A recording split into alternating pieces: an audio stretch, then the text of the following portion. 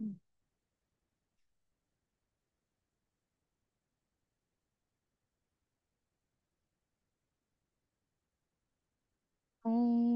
पार्थाय प्रतिबोधितां भगवता नारायणेन स्वयं व्यासेन ग्रथितां पुराणमुनिना मध्ये महाभारतम् अद्वैतामृतवर्षिणीं भगवतीम् अष्टादशाध्यायिनीम् अम्भ त्वामनुसन्दधामि भगवद्गीते भवद्वेषिणीम्।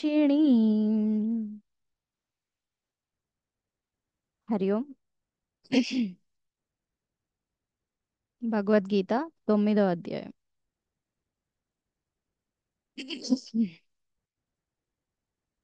సరిత గారు స్టార్ట్ చేయండి. ॐ श्रीकृष्ण परब्रह्मणे नमः। श्रीमद्भगवद्गीता अथ नवमोऽध्यायः। राजविद्या राजगुह्ययोगः।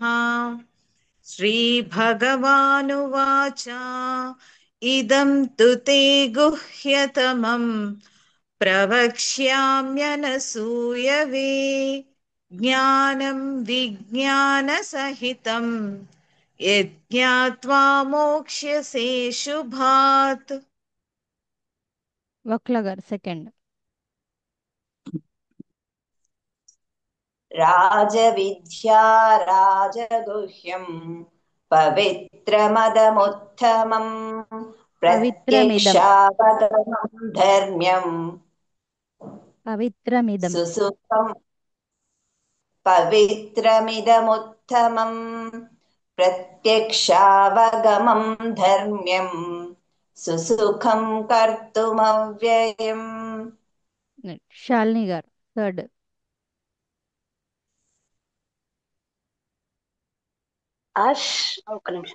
अश्रद्धदानाः पुरुषाः धर्मस्यास्य परन्तप अप्राप्य मां निवर्तन्ते मृत्युसंसारवर्तमनि। రైట్. సరిత గారు ఫోర్త్. मया ततमिदं सर्वं जगदव्यक्तमूर्तिना मत्स्थानि सर्वभूतानि न चाहं तेष्वस्थितः। సంగీత ఫిఫ్త్. हरि ओम्। హరి न च मत्स्थानि भूतानि पश्य मे योगमैश्वरम् भूतभृन्न च भूतस्थः ममात्मा भूतभावनः। రైట్. సిక్స్త్. यथाकाशस्थितो नित्यं वायुः सर्वत्र गोमहान् यथा गणेश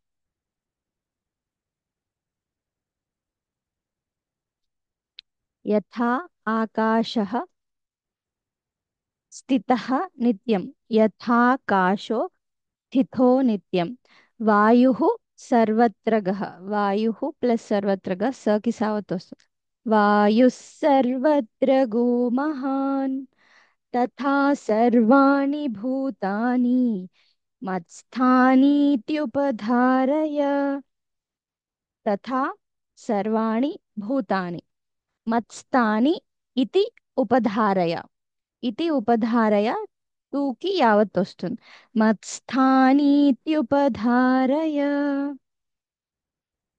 राइट. यथाकाशस्थितो नित्यम् यथाकाशस्थितो नित्यम् यथाकाशस्थितो स्थितो नित्यम् वायुः सर्वत्र गोमहान् वायुः सर्वत्र गोमहान् वायुः सर्वत्र गोमहान् तथा सर्वाणि भूतानि तथा सर्वाणि भूतानि तथा सर्वाणि भूतानि मत्स्थानीत्युपधारय मत्स्थानीत्युपधारय मत्स्थानी मत्स्थानीत्युपधारय Hmm. यथाकाशस्थितो नित्यम् वायुः सर्वत्र घोमहान् तथा सर्वाणि भूतानि मत्स्थानीत्युपधारय Sangeeta. यथाकाशस्थितो नित्यम् वायुः सर्वत्र घूमहान् तथा सर्वाणि भूतानि मत्स्थानीत्युपधारय నీ దీర్ఘం భరత్ అని ఉంది చెప్పండి ఎవరు అన్మ్యూట్ చేసుకోండి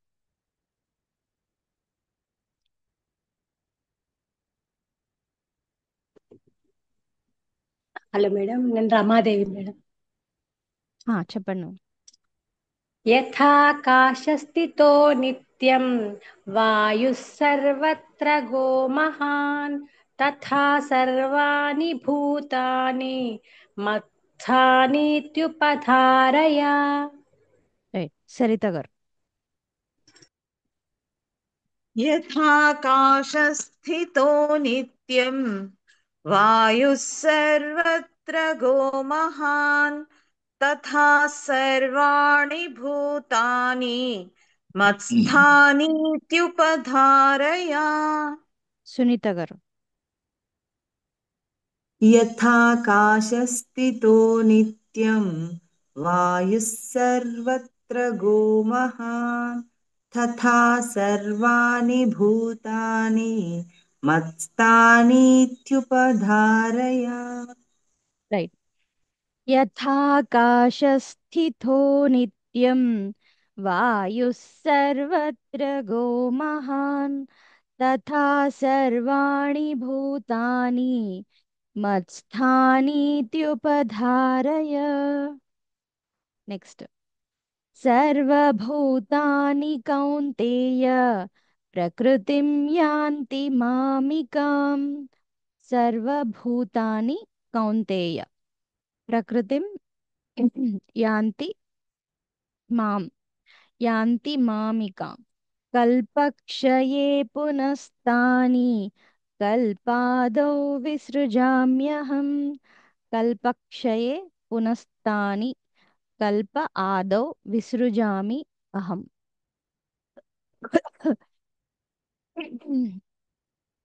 సర్వభూతాని కౌంతేయ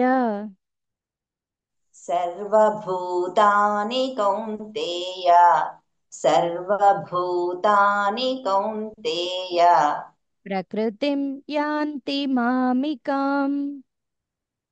प्रकृतिं यान्ति मामिकाम् प्रकृतिं यान्ति मामिकाम् కల్పక్షయే పునస్తాని कल्पक्षये पुनस्तानि कल्पक्षये पुनस्तानि కల్పాదౌ విసృజామ్యహం.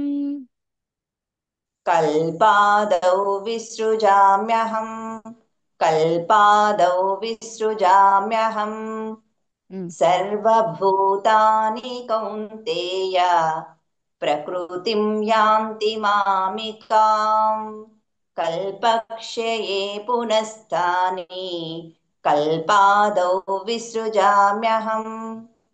శాలిని గారు. సర్వభూతాని కౌంతేయ ప్రకృతిం యాంతి మామికాం కల్పక్షయే పునస్తాని కల్పాధౌ విసృజామ్యహం. లలిత గారు. సర్వభూతాని కౌంతేయ ప్రకృతిం యాంతి మామికాం కల్పక్షయే పునస్తాని కల్పాదౌ విసృజామ్యహం. రైట్. సరిత గారు. सर्वभूतानि कौन्तेय प्रकृतिं यान्ति मामिकाम् कल्पक्षये पुनस्तानि कल्पादौ विसृजाम्यहम्. రైట్.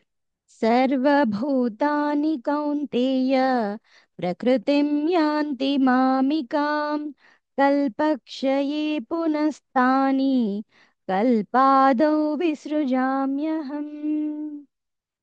నెక్స్ట్. ప్రకృతిం స్వామవష్టభ్య విసృజామి పునః పునః. ప్రకృతిం స్వామి అవష్టభ్య విసృజామి పునః పునః. పునః పునః అంటే మళ్ళీ మళ్ళీ, అగైన్ అండ్ అగైన్. పునః పునః విసర్గ తర్వాత పా వచ్చింది. భూతగ్రామమిమం కృత్స్నం అవశం ప్రకృతేర్వశాత్. భూతగ్రామం ఇమం కృత్స్నం. తకి సవత్తు నావత్తు కృత్స్నం. అవశం అవశం ప్రకృతేః వశాత్. విసర్గ వెళ్ళిపోతే రకారం వస్తుంది. అవశం ప్రకృతేర్వశాత్. ప్రకృతిం స్వామవష్టభ్య ప్రకృతిం స్వామవష్టభ్య ప్రకృతిం స్వామవష్టభ్య విసృజామి పునః పునః. విసృజామి పునః పునః విసృజామి పునః పునః. భూతగ్రామమిమం కృత్స్నం భూతగ్రామమిమం కృత్స్నం భూతగ్రామమిమం కృత్స్నం అవశం ప్రకృతేర్వశాత్. అవశం ప్రకృతేర్వశాత్ అవశం ప్రకృతేర్వశాత్. ప్రకృతిం స్వామవష్టభ్య విసృజామి పునః పునః భూతగ్రామమిమం కృత్స్నం అవశం ప్రకృతేర్వశాత్. సంగీత. ప్రకృతిం స్వామవష్టభ్య విసృజామి పునః పునః భూతగ్రామమిమం కృత్స్నం అవశం ప్రకృతేర్వశాత్. రజిత గారు. ప్రకృతి చెప్పండి. ప్రకృతిం స్వామవష్టభ్య విసృజామి పునః పునః భూతగ్రామమిమం కృష్ణం అవశం ప్రకృతేర్వశాత్. రజిత గారే కదా ఏమన్నారు? కాదు మేడం, రమాదేవి. రమాదేవి గారు. సెకండ్ లైన్ పునః పునః, అప్పుడు విసర్గ తర్వాత పా వస్తే ఫ రావాలి. రైట్. సుమ గారు. ప్రకృతిం స్వామవష్టభ్య విసృజామి పునః పునః భూతగ్రామమిమం కృష్ణం అవశం ప్రకృతేర్వశాత్. లాస్ట్ లైన్ మళ్ళీ. అవశం ప్రకృతేర్వశాత్. ఇది నేను వినలే మాతాజీ, ఒకసారి చెప్పు. అవశం ప్రకృతేర్వశాత్. అవశం ప్రకృతే వశాత్ లాస్ట్ అక్షరం వశాత్. అవశం ప్రకృతేర్వశాత్. అవశం. ఇప్పుడు మనం గమనించాల్సింది ఏంటంటే తెలుగు అక్షరాలు ఎలా ఉంటాయి అందరు గమనించాలి. అందరికీ చెప్తున్నా, అందరూ జనరల్గా తెలుగు అక్షరాలు ఎలా ఉంటాయంటే ఆయన సంస్కృతం అయినా కూడా మ్యాక్సిమం ఇంచుమించుగా. సో ఇప్పుడు ప్రకృతేహే ప్లస్ వశాత్. అప్పుడు దాంట్లో ఎక్కువగా వినండి, ఏది శబ్దం బయటికి వినిపిస్తుంది? వషాత్ అనేది వినిపిస్తుంది కదా. కానీ మీ కంటికి చూస్తే రా ఫుల్గా కనిపిస్తుంది. సో మొత్తం గ్రూప్ అంతా ఇక్కడ కన్ఫ్యూజ్ అవుతున్నారు. రా కనిపిస్తే రా అంటున్నారు, తర్వాత ఏమనాలో అర్థం అవ్వట్లేదు. వినేటప్పుడు చూడండి, ప్రకృతేర్వశాత్, వశాత్ ఎక్కువ వినబడుతుంది కదా, కానీ కనిపించేటప్పుడు రా కనిపిస్తుంది కదా. ఇక్కడే మనం అర్థం చేసుకోవాలి లాంగ్వేజ్ని. ర కారం వస్తుంది, ప్రకృతేర్ వెళ్ళిపోతుంది. కానీ మనం రాసేటప్పుడు రా కింద వా ఒత్తు పెడతాం. ఇది మన లాంగ్వేజ్ యొక్క స్పెషాలిటీ అనుకోండి. సో అక్కడ రా కింద వా వచ్చినప్పుడు వాని ఎక్కువసేపు అంటాము. ర్వ ర్ వా మొత్తం వా. సో ఇది మీరు అర్థం చేసుకోవాలి. ప్రతి ఒక్కసారి మీరు కన్ఫ్యూజ్ అవుతున్నప్పుడు ఎందుకు ఇట్లా అవుతుంది అని. లైక్ ప్రకృతిం స్వామవష్టభ్య, సకి వావతున్నప్పుడు స్వా అంటున్నాం. స్ ప్లస్ వా, స్వా. సో మన తెలుగులో మనం రాస్తున్నప్పుడు ఏదైతే సగం అక్షరం అంటామో దాన్ని ఫుల్గా రాస్తాం, కానీ మొత్తం అక్షరం పలుకుతున్నది సగమే రాస్తున్నాం. అవి ఒత్తుల్లాగా కింద యాడ్ చేస్తున్నాం. ఇది మీరు చూస్తున్న దానికి వింటున్న దానికి సమన్వయం అవ్వడానికి అక్షరాలు అట్లా ఉన్నాయి. సో చాలాసార్లు మీరు కాన్షియస్గా అంటే మనసు పెట్టి చదవకపోవడం వల్ల అక్షరాన్ని చూసేసరికి రా వస్తుందేమో అనుకొని తర్వాత మిగతా దాన్ని ఏమనాలో పలకట్లేదు. అక్కడే 90% మిస్టేక్స్ వస్తుంటాయి. 90% మనం లాంగ్వేజ్ను అర్థం చేసుకుంటలేం. మనం పలుకుతున్నది ఎలా రాస్తున్నాము, రాస్తున్న దాన్ని ఏ బాడీ పార్ట్లో ఏ ఆర్గాన్ నుంచి పలుకుతున్నాము, గొంతు నుంచా, మెడ నుంచా, నాలుక చివరి భాగం నుంచా, నాలుక మధ్యల భాగం వెళ్ళి పైన ఆ పైన హార్డ్ ప్యాలెట్ ఉంటుంది కదా, హార్డ్ ప్యాలెట్కి తాకుతుందా, పళ్ళకి తాకుతుందా, అక్షరాలు పెదాల నుంచి బయటికి వస్తున్నాయా, ఈ మొత్తం ప్రాసెస్ తెలుసుకోగలగాలి. నేను మళ్ళీ క్లియర్గా ఫుల్ క్లాస్ ఎక్స్ప్లెయిన్ చేస్తాను. బట్ స్టిల్ ఇదేంటంటే రాకి వావత్ వచ్చినప్పుడు వాని ఎక్కువసేపు అంటున్నాం, ర్వశాత్. నేను అందుకే విడదీస్తున్నాను, ఫస్టే విడదీసి చెప్తున్నాను. ప్రకృతేహే ప్లస్ వశాత్ ఏమవుతుంది? ప్రకృతేర్ వశాత్. ఆ డిఫరెన్స్ మీకు అర్థమైంది అనుకోండి, మిగతాదంతా ఈజీగా అర్థమైపోతుంది. ఇది ఈ క్లారిటీగా దీన్ని గ్రాస్ప్ చేసుకోకపోవడం వల్లనే చాలాసార్లు అక్కడ ఉన్నది ఒకటి మీరు అనేది ఒకటి, లేకపోతే అది అనొస్తుంది, కానీ విన్నదానికి చూస్తున్న దానికి సమన్వయం అనేది ఉండగలగాలి. రైట్. ప్రకృతిం స్వామవష్టభ్య విసృజామి పునః పునః భూతగ్రామమిమం కృత్స్నం అవశం ప్రకృతిర్వశాత్. 90% ఇలాగే ఉంటాయి, కొన్ని ఏమైనా డిఫరెన్సెస్ ఉంటే ఉండొచ్చు. నెక్స్ట్, నచ మాం తాని కర్మాణి నిబధ్నంతి ధనంజయ. నచ మాం తాని కర్మాణి. అండ్ అందరూ నాకి, నార్మల్ నాకి, అణాకి డిఫరెన్స్ ఇవ్వాలి. మీరే అనండి. నా నా ఇక్కడ నుంచి వస్తుంది, అణ వెనకాల నుంచి, వెనకాల వెళ్ళి తాకాలి, నాలుక వెళ్ళి వెనకకు తాకితే అణ. నార్మల్ నా నా ఇక్కడ ముక్కు సైడ్ నుంచి అనునాసిక న. నిబధ్నంతి ధనంజయ ఉదాసీనవదాసీనం అసక్తం తేషు కర్మసు. ఉదాసీనవత్ ఆసీనం, ఉదాసీనవత్ ఆసీనం, అసక్తం తేషు కర్మసు. నచ మాం తాని కర్మాణి. न च मां तानि कर्माणि न च मां तानि कर्माणि నిబధ్నంతి ధనంజయ. निबध्नन्ति धनञ्जय निबध्नन्ति धनञ्जय ఉదాసీనవదాసీనం उदासीनवदासीनम् उदासीनवदासीनम् అసక్తం తేషు కర్మసు. असक्तं तेषु कर्मसु असक्तं तेषु कर्मसु न च मां तानि कर्माणि निबध्नन्ति धनञ्जय उदासीनवदासीनम् असक्तं तेषु कर्मसु శాలిని గారు. न च मां तानि कर्माणि निबध्नन्ति धनञ्जय उदासीनवदासीनम् असक्तं तेषु कर्मसु. రైట్. లలిత గారు.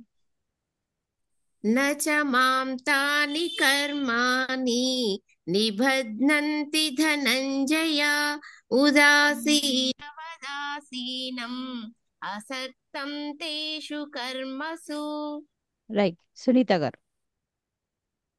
न च मां तानि कर्माणि निबध्नन्ति धनञ्जय उदासीनवदासीनम् असक्तं तेषु कर्मसु రైట్. హేమలత గారు.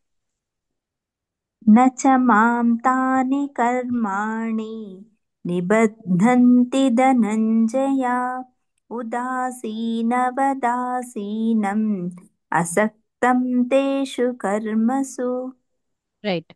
न च मां तानि कर्माणि निबध्नन्ति धनञ्जय उदासीनवदासीनम् असक्तं तेषु कर्मसु. నెక్స్ట్. మయాధ్యక్షేణ ప్రకృతిః సూయతే సచరాచరం. మయా అధ్యక్షేణ ప్రకృతిః. అధ్యక్షేణ ణ క్షే కూడా క్షే ప్రకృతిః సూయతే సచరాచరం హేతునానీన కౌంతేయ జగద్విపరివర్తతే. హేతునా అనేన కౌంతేయ జగత్ విపరివర్తతే. జగత్ విపరివర్తతే జగద్ విపరివర్తతే. మయాధ్యక్షేణ ప్రకృతిః मयाध्यक्षेण प्रकृतिः मयाध्यक्षेण प्रकृतिः सूयते सचराचरम् सूयते सचराचरम् सूयते सचराचरम् हेतुनानेन कौन्तेय हेतुनानेन कौन्तेय हेतुनानेन कौन्तेय जगद्विपरिवर्तते जगद्विपरिवर्तते जगद्विपरिवर्तते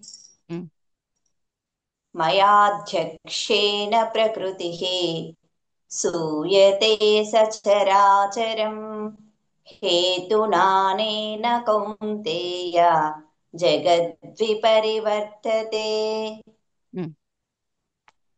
संगीता. मयाध्यक्षेण प्रकृतिः सूयते सचराचरम् हेतुनानेन कौन्तेय जगद्विपरिवर्तते. रमादेवी गारु. मयाध्यक्षेण प्रकृतिः सूयते सचराचरम् हेतुनानेन कौन्तेय जगद्विपरिवर्तते. सुमा गारु. मयाध्यक्षेण प्रकृतिः सूयते सचराचरम् हेतुनानेन कौन्तेय जगद्विपरिवर्तते. రైట్. మీ ప్రాబ్లమ్ సాల్వ్ చేశాను కదా. రైట్. దీక్షిత.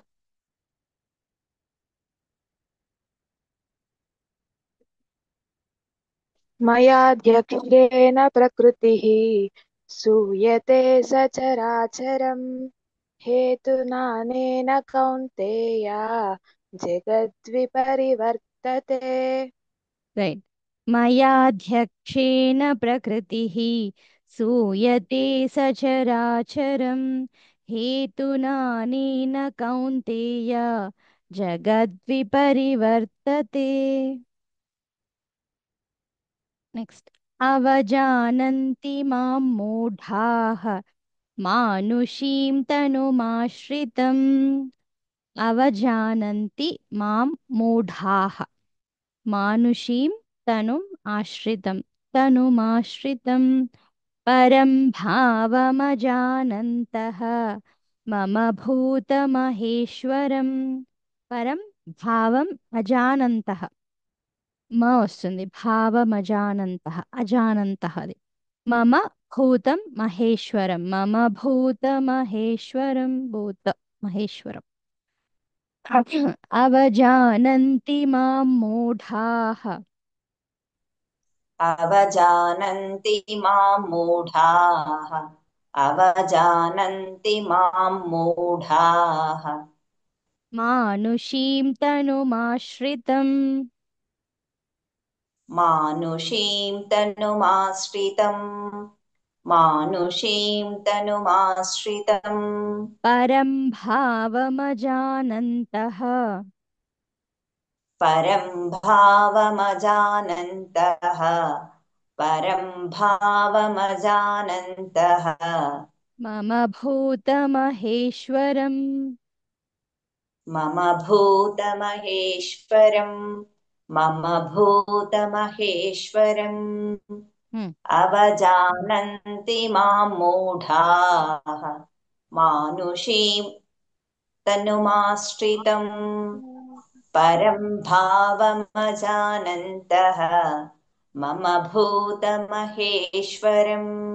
శాలిని గారు अवजानन्ति मां मूढाः मानुषीं तनुमाश्रितं परं भावमजानन्तः मम भूतामहेश्वरम्। మమ భూత అంతే తాకి దీర్ఘం లేదు मम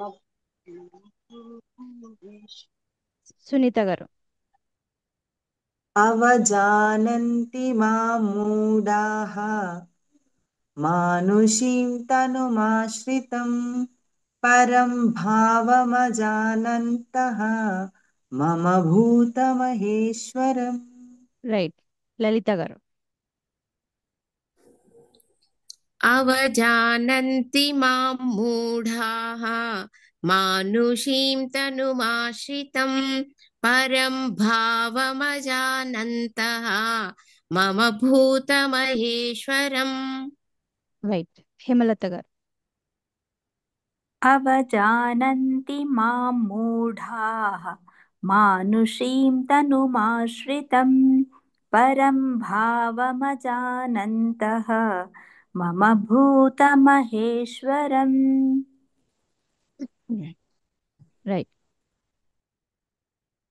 అవజానంతి మాం మూఢాః మానుషీం తనుమాశ్రితం పరం భావమజానంతః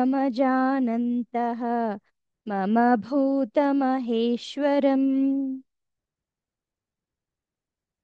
నెక్స్ట్ మోఘాశామోఘకర్మాణః మోఘజ్ఞానావిచేతసః.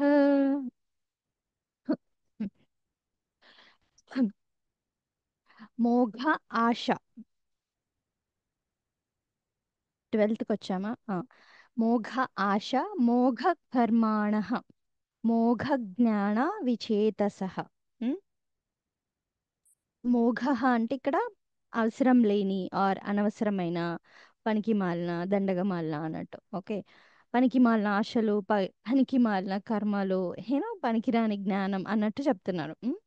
మోఘ ఆశ మోఘ కర్మాణ మోఘ జ్ఞాన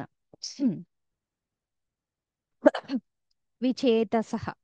రాక్షసీమాసురీం చైవ ప్రకృతిం మోహినీం శ్రితాః. రాక్షసీం ఆసురీం చ ఏవ రాక్షసీమాసురీం చైవ ప్రకృతిం మోహినీం శ్రితాః.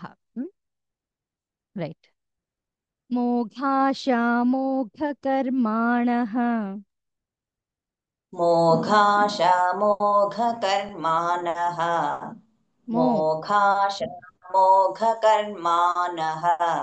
मोघज्ञानाविचेतसः मोघज्ञानविचेतसः मोघज्ञानविचेतसः ना दीर्घं मोघज्ञाना मोघज्ञानाविचेतसः राक्षसीमासुरीं चैव राक्षसीमासुरीं चैव राक्षसीमासुरीं चैव प्रकृतिं मोहिनीं श्रिताः प्रकृतिं मोहिनीं श्रिताः प्रकृतिं मोहिनीं श्रिताः मोघाशमोघकर्माणः मोघज्ञानाविचेतसः राक्षसीमासुरीं चैव प्रकृतिं मोहिनीं श्रिताः संगीता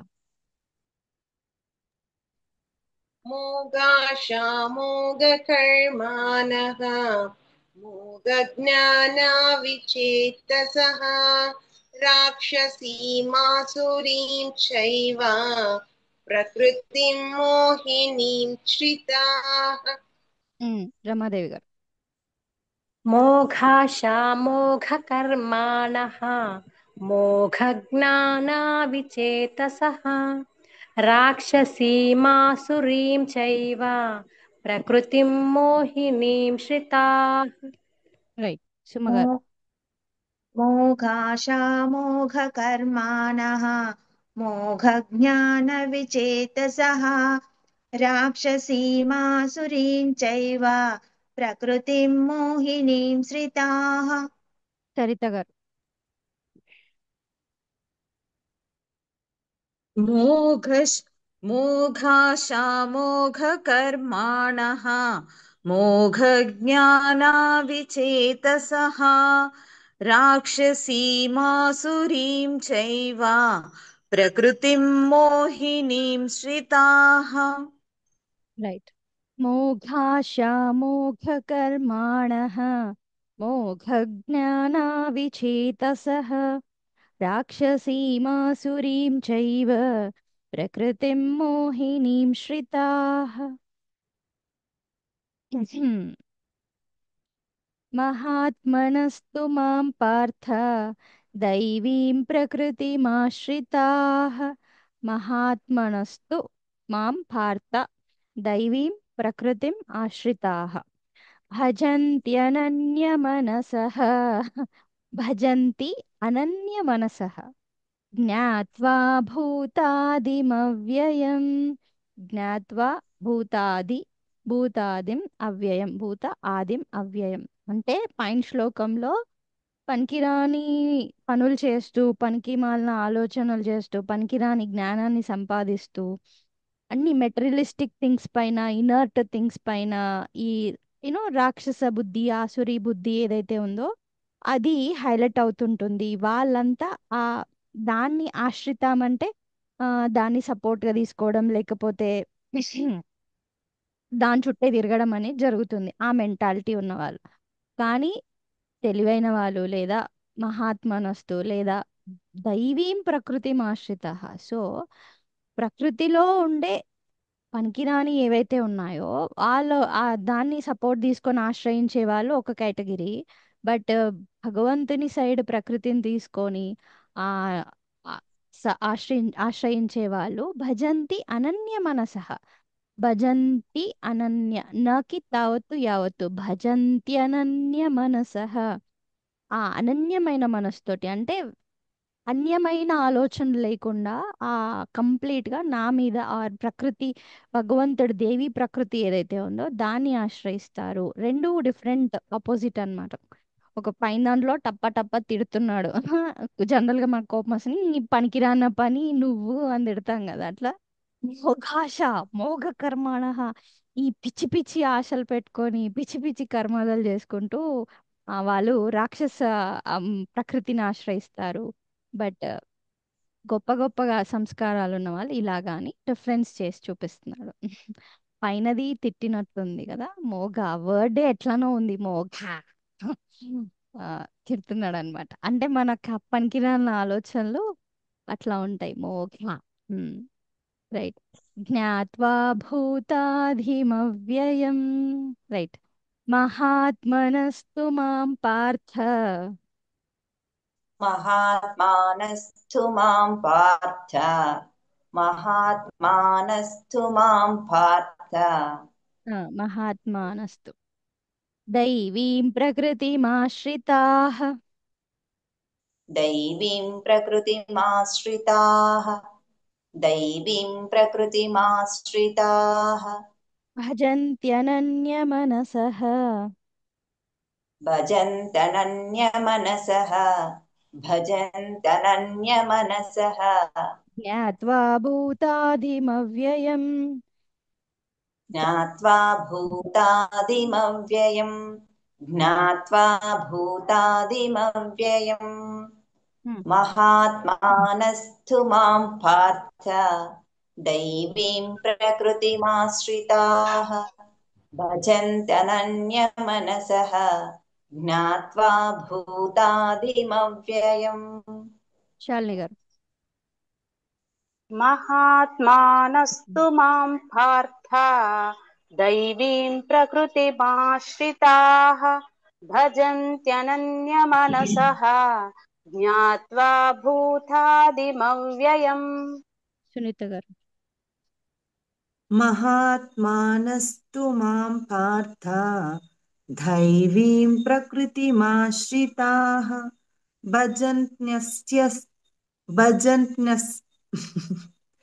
భజంత్యనన్యమనస.